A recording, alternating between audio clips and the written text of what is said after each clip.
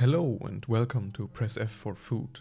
Today we're back in the cold and harsh lands of Skyrim, and what could possibly be more homely and welcoming after an exhausting day murdering everyone you came across than apple pie?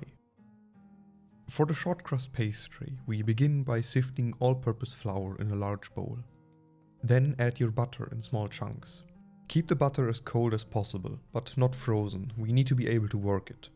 Give it a generous pinch of salt and then get your hands in there, rubbing the flour and butter together. Once you get a crumbly texture, we bring it together by adding cold water bit by bit so we end up with a dough that just stays together. Give it a couple folds on your work surface. Form into a ball, wrap it in clingfilm and then place it in the fridge for at least half an hour. Now for the filling. You have a few options when it comes to what type of apple you want to use. Common pie apples include Granny Smith, Jonah Gold, Northern Spy, Rome and Honeycrisp. All of them have their unique taste and properties, but I'm going with an all-time classic, which is Braeburn. They have a sweet, slightly acidic flavor and keep their texture well when baking. Wash and peel your apples. Riveting stuff, I know. Get a colander. Then half, quarter and finally core your apples. Clean your work surface and then cut them into slices. You can do it by hand, but I recommend using a mandolin. It's quicker and more precise. Nice focusing there. Add a couple tablespoons of sugar to your apples, depending on how sweet you want the pie to be.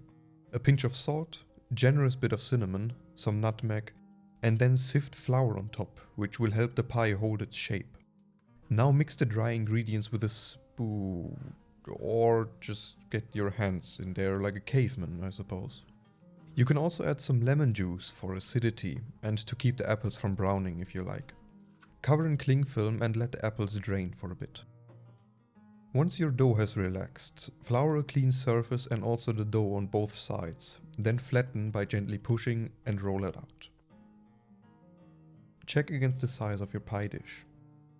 When it's spread out far enough, wrap it around your rolling pin and then lay it on top of your dish.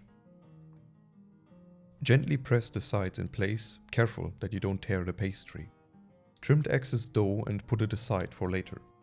Poke the bottom of the dough with a fork a couple times to ensure that no air pockets form underneath it. Place in the fridge for half an hour to firm up. Once the apples have drained some of their juices, dump them all into the pie dish and carefully spread them out. Now push it aside and take the excess dough. Roll it out again and then cut into thin strips long enough to cover the width of your dish.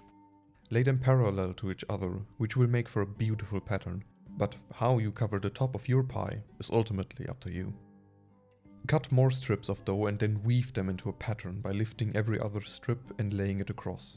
Spin it around and then lift the other half. Continue doing that until you have a pattern that you're happy with.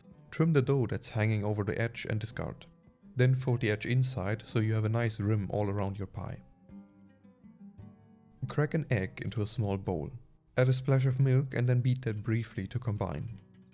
Put on the finishing touches by giving your pie a quick egg wash and finally sprinkle with some sugar. Place in a preheated oven at 200 until the top is golden brown and bubbling, between 45 minutes and an hour. Let it cool for at least 2 hours, then serve by itself or with some ice cream, even though the people of Skyrim don't have that, as far as I know. There's probably a mod for it though. Let me know what you think in the comments down below the sub button. Recipes in the description. Come hang out with me on Twitter and Instagram. And as always, thanks for watching. Until the next time, have a good one.